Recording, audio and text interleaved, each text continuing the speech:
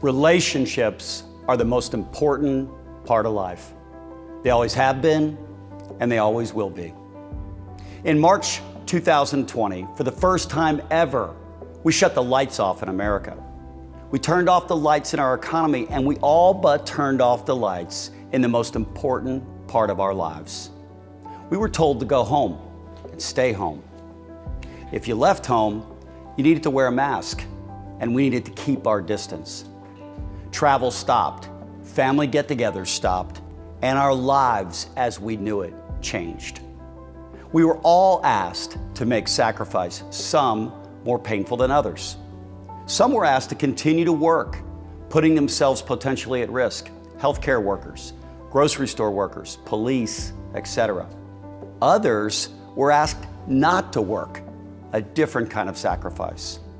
Altogether, 20 million Americans lost their jobs and businesses were closed, good businesses.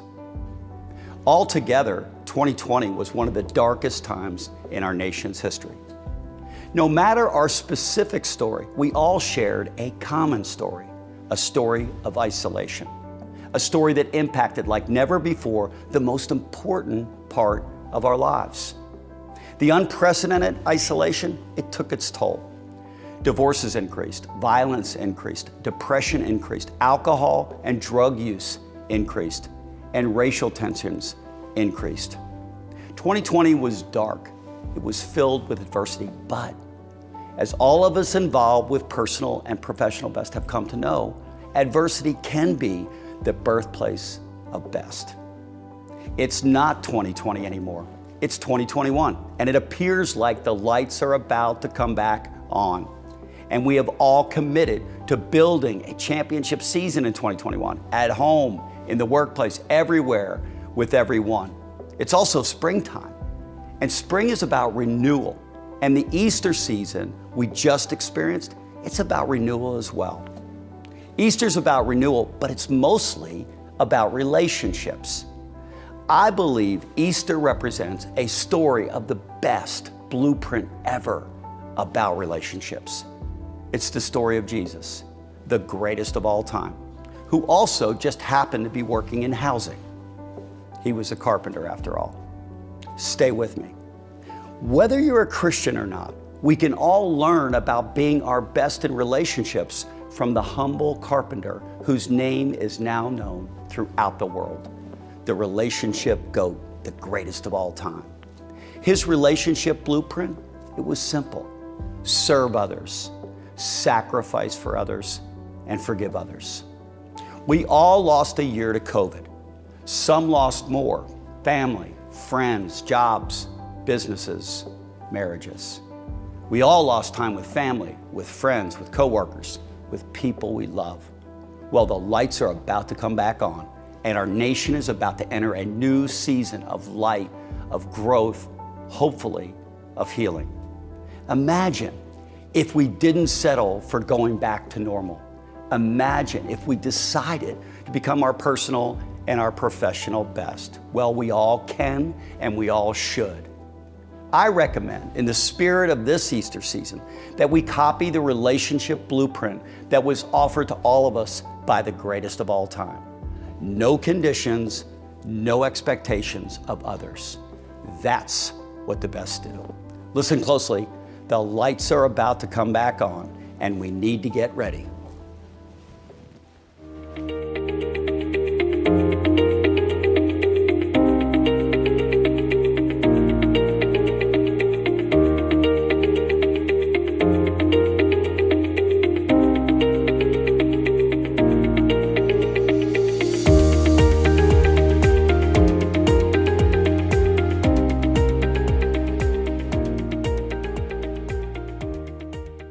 Horst Schulze, welcome back to Personal and Professional Best.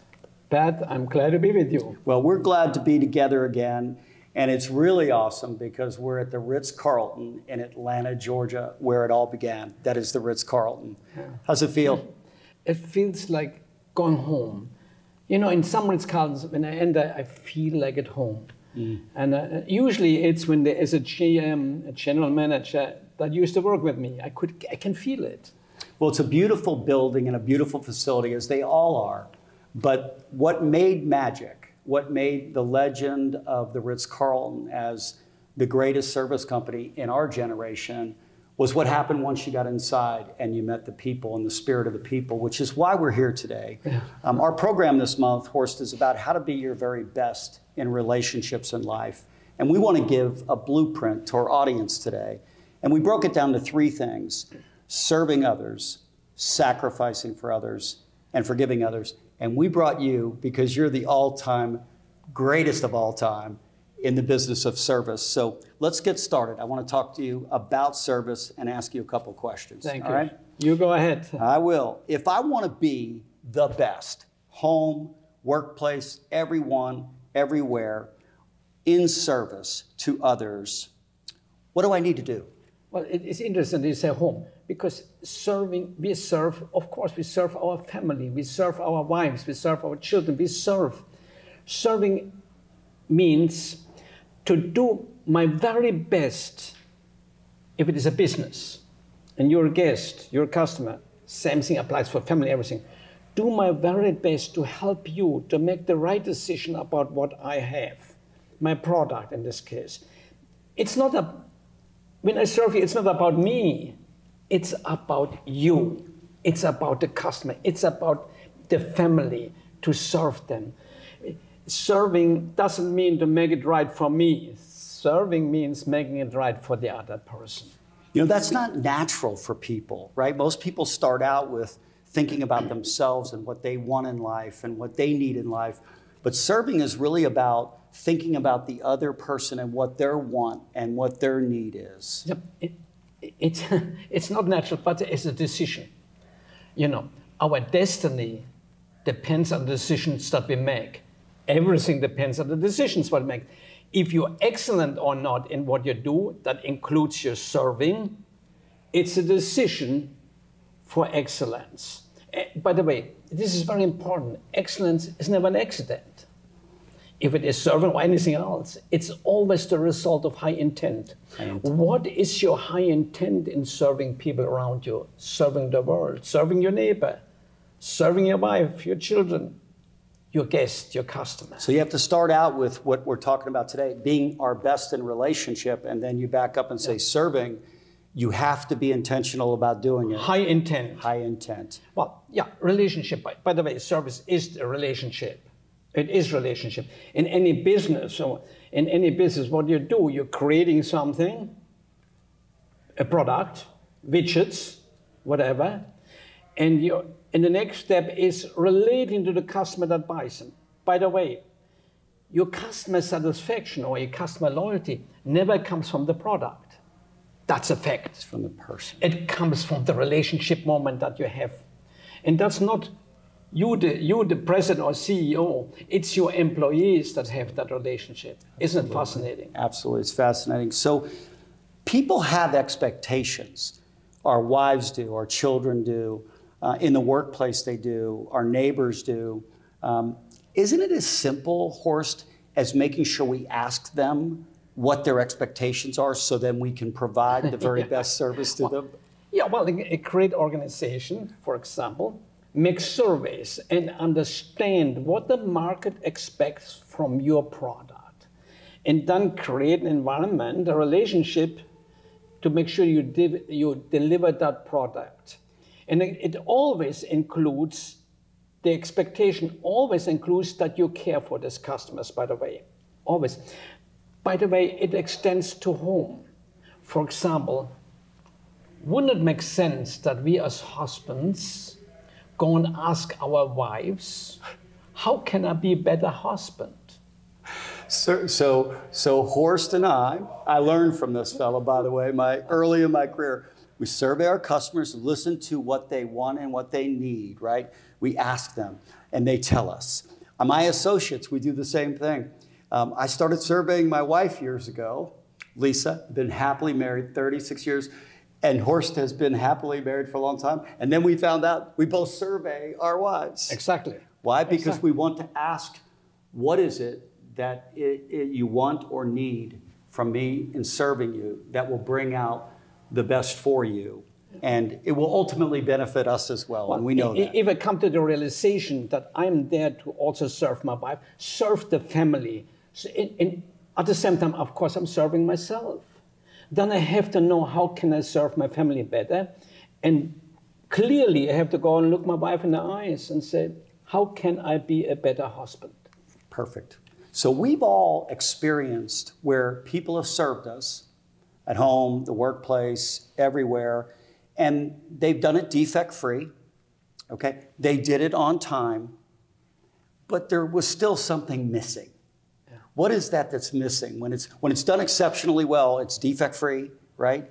And it's on time, but then it's what? Well, again, it's the relationship.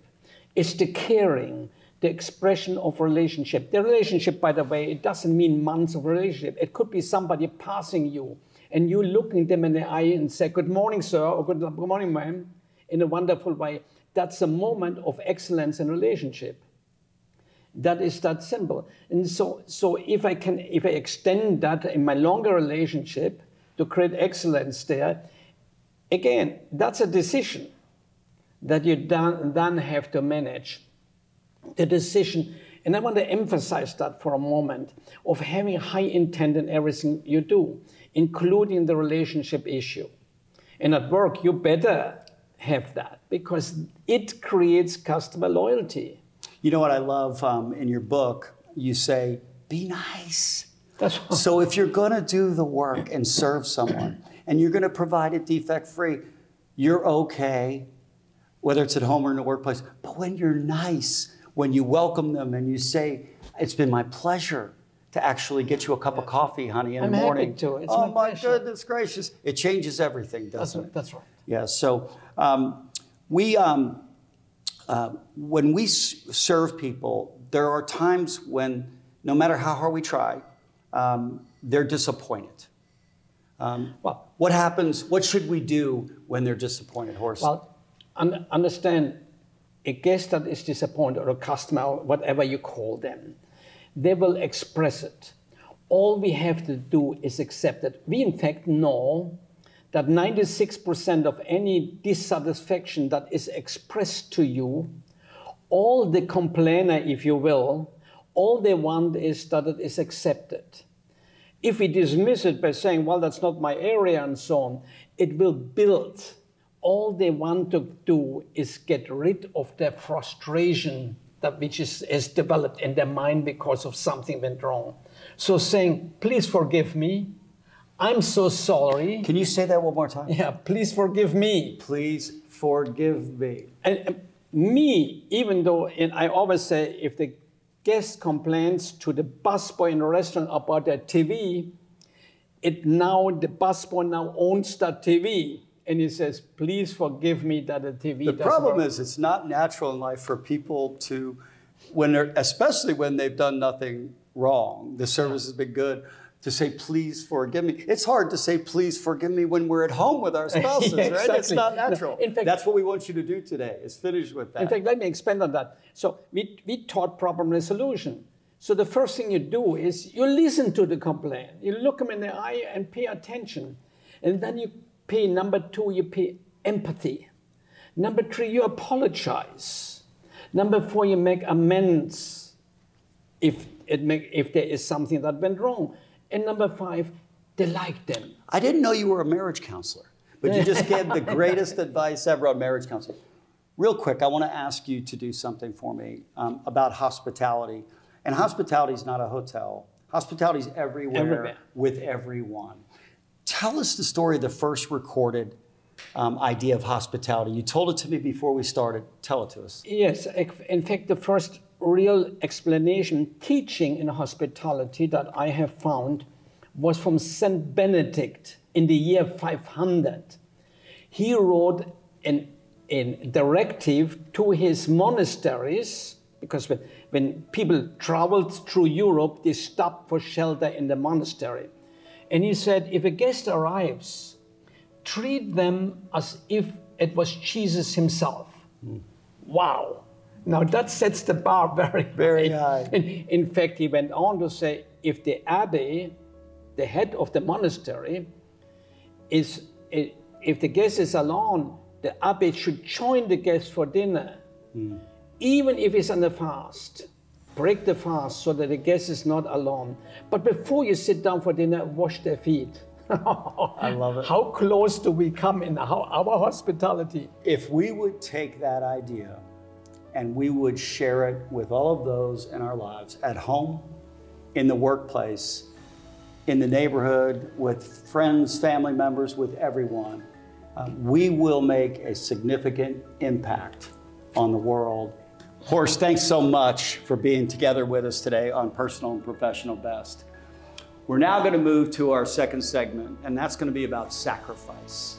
And we have Cheryl Fleetwood to talk to you about the sacrifices that we all had to make in the last year and how sacrifice can benefit you in the relationships you're in life.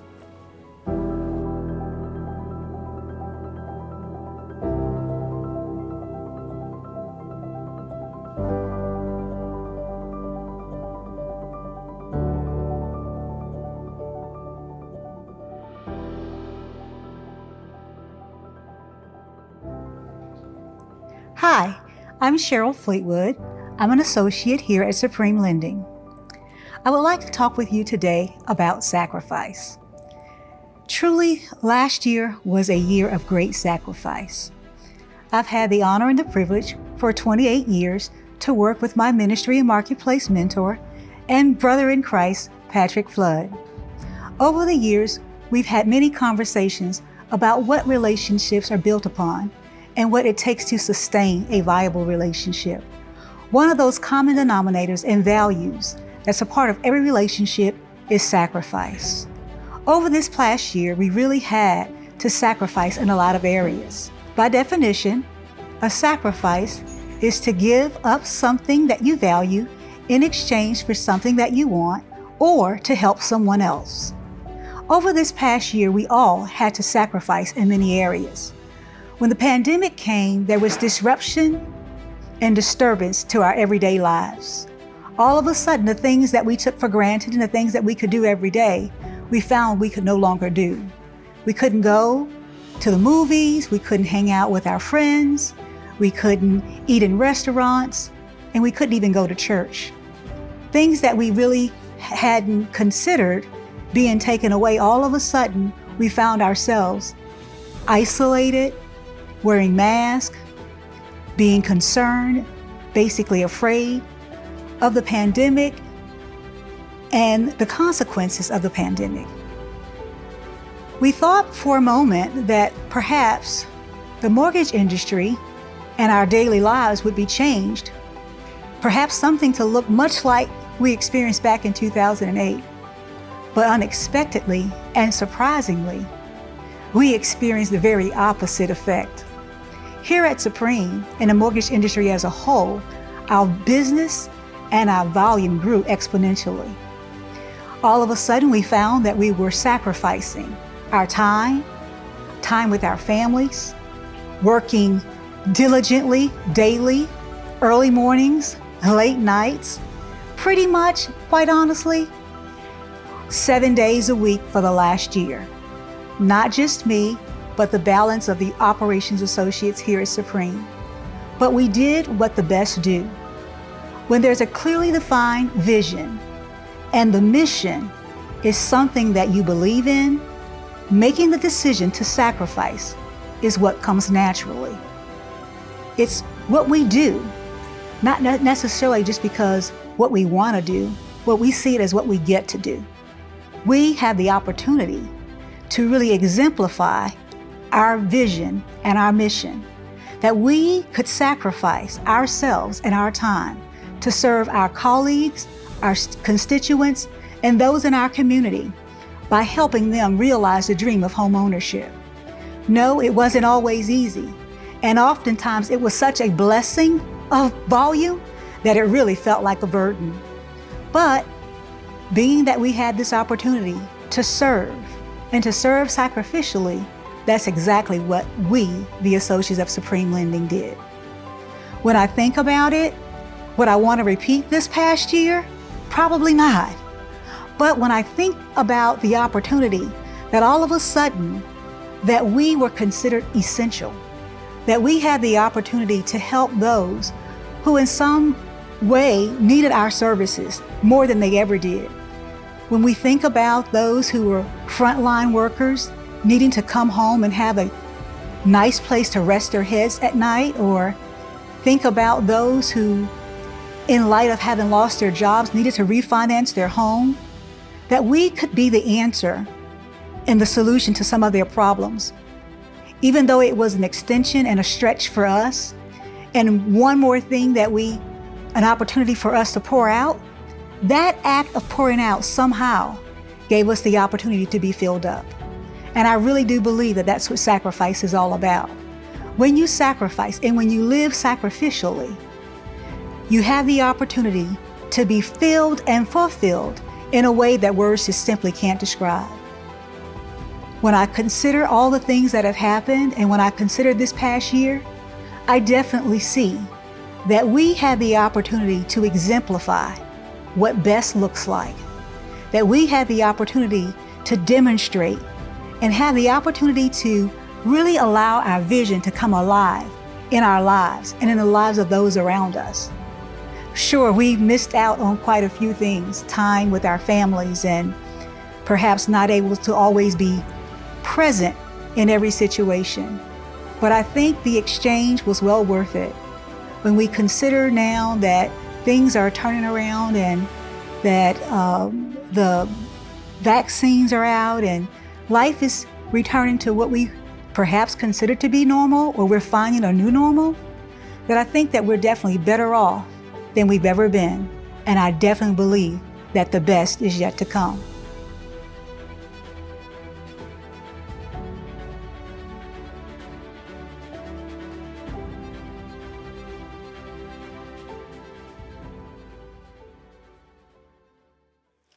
Andy, welcome back to Personal and Professional Best. Yeah, thanks for having me back. Yeah, this month's about relationships, which is without a question the most important part of my life, your life, all of our lives. And so today we decided that we would, for this month's program, we would take the greatest of all time in relationships, Jesus Christ, and we use his blueprint, serving others, sacrificing for others, and forgiving others. We've had Horst Schulze, a friend of yours, handle service. We've had Cheryl Fleetwood, a friend of mine, handle sacrifice. So you're closing it now with forgiveness. Oh, great. That's in your wheelhouse, isn't it? Yeah, I mean, we're, you know, as a church and as a pastor, I mean, we don't have a product, but if we had a product, it would probably be grace and forgiveness as modeled by Jesus, to your point, yeah. Awesome. So let's get started. What is the definition of forgiveness? Well, I think my personal definition for forgiveness, and I say personal, it's certainly not original with me, you have to understand the context of what forgiveness is. And forgiveness, at its core, is really canceling a debt. And the reason I love this approach is when a person understands, because everybody's tried to forgive. I mean, you've said it, or I've said it, you've heard it, I've tried to forgive, I've tried to forgive. Well, anybody who's tried to forgive perhaps doesn't understand what forgiveness is. So the best way of thinking of forgiveness is in terms of a debt. For example, somebody has, if you're angry with somebody or you feel like I need to forgive somebody, it's because they've taken something from you. They've taken a first marriage. They've taken the opportunity to tuck your kids in bed at night. They've taken your reputation. They've taken a season of your life. And when anybody is hurt and is angry with somebody, something has been taken. And because most people can't put into words exactly what was taken, they never understand the debt that person owes them. So forgiveness just stays in this nebulous emotional realm. I'm angry and I'm trying to forgive.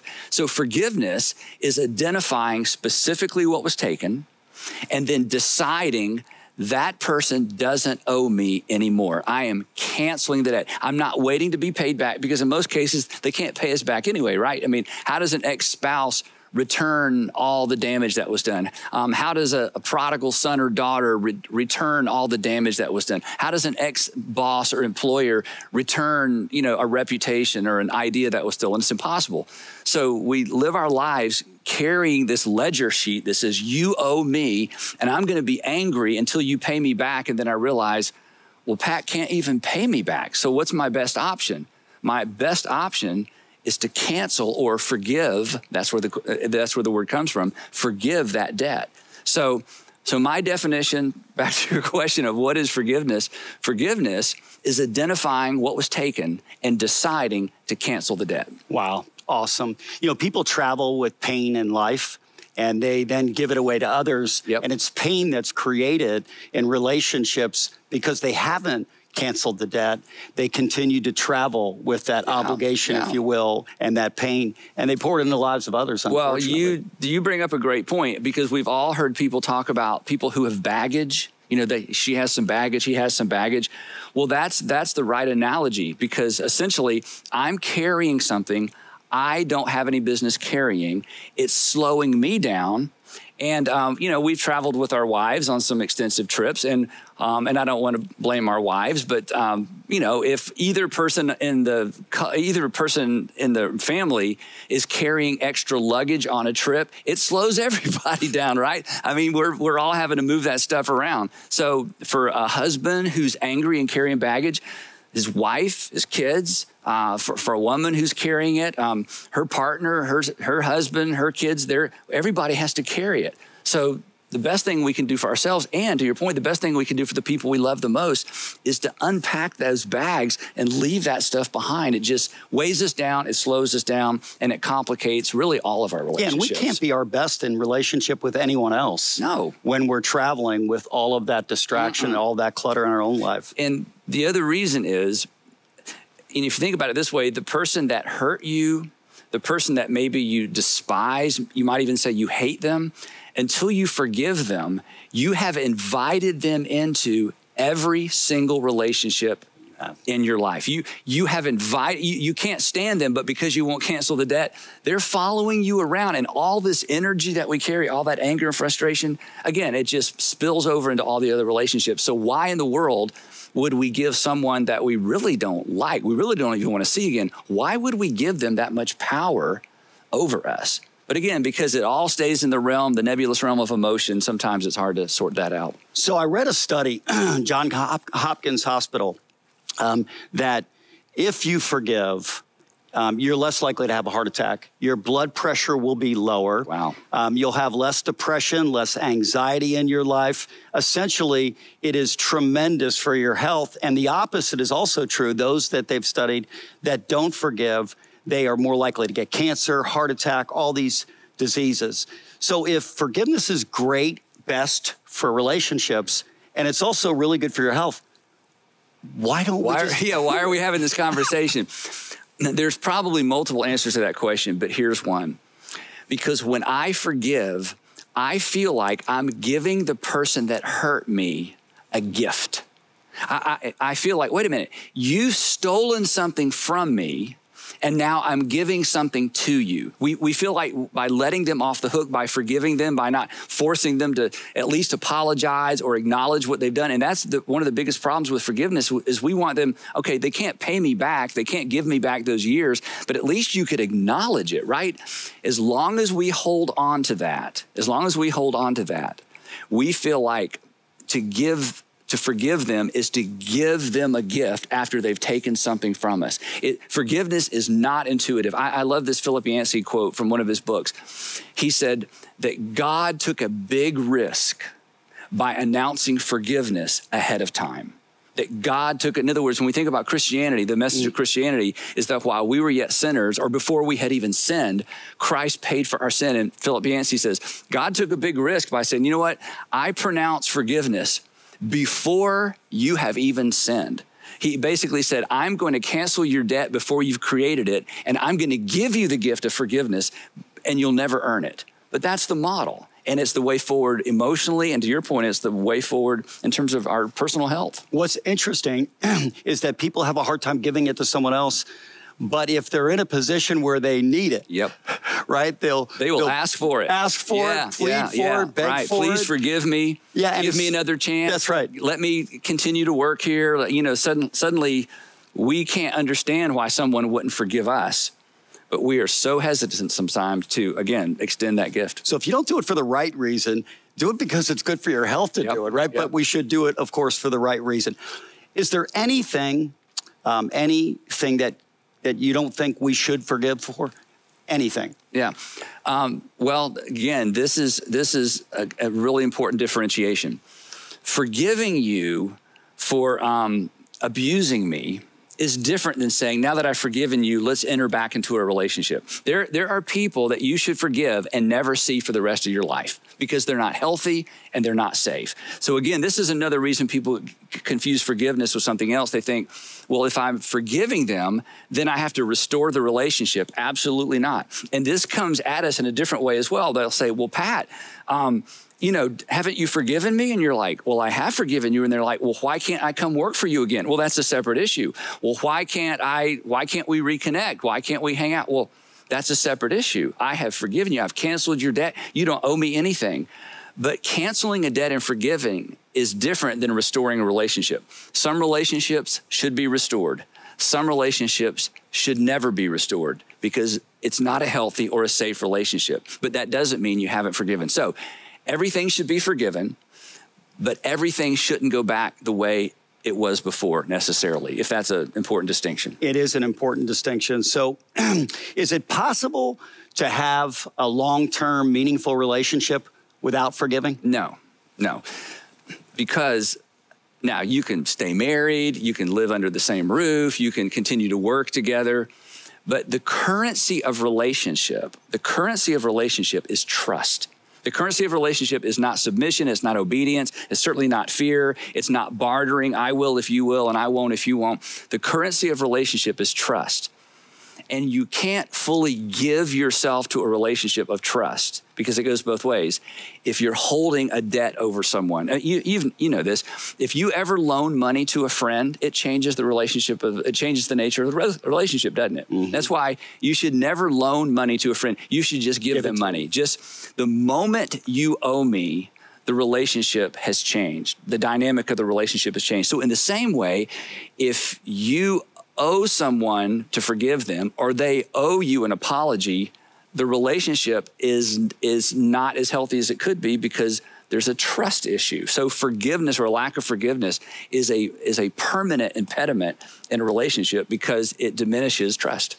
You know, you said before we started that didn't we do this last year? And the answer is we did. Yep. But it's such an important topic that I think affects people every single day, whether it's at home or in the workplace, really everywhere they go, because this travels, that idea that we're going to cross paths with people and the relationship is going to get impacted at some point by pain, either intended or not, and we're going to need to forgive. And in fact, in our life, in our spiritual walk, I think it's the biggest example that we can set for others about why our faith is really the exception and is the best. Yeah, and one of the reasons for that is some of the most remarkable people you've ever met, some of the most remarkable people we know, are the people who've been hurt the most, hurt the deepest, and yet you can't see it on their face. You don't see it in their countenance. You would never guess that was in their past because they have forgiven. They have forgiven. So yeah, those are the most remarkable people, not the people who have a wrinkle-free life. I mean, they're wonderful, but they're not necessarily remarkable. The remarkable people are the people who've been hurt deeply, have forgiven completely, and are able to move on with the health that comes with forgiveness. And then God blesses them. Thank you so much again for being here today and for sharing wisdom with us on this most important topic so that all of us can be our very best in relationships. Thanks, Pat. Serving others, sacrificing for others, and forgiving others, and expecting nothing in return. The blueprint for you, for me, for everyone to be their best in relationships. It's not natural, but it is best. The lights are coming back on and the season of darkness is behind us. We're back. I hope and I pray that today helped to prepare you to become your best in this season of life. If you follow the Carpenter's blueprint, you can build a championship season at home, in the workplace, everywhere with everyone. You too can become one of the all-time greats. Best is waiting. Meet you there.